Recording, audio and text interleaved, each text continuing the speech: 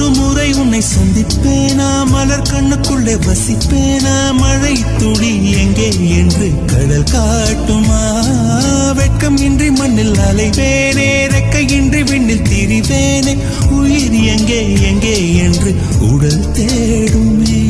பதறும் இதயம் தோண்டி எடுத்து சிதறு தேங்காய் போட்டு முடித்து உடைந்த சத்தம் உந்திடும் முன்னே எங்கே சென்றாய் எவ்விடம் சென்றாய்.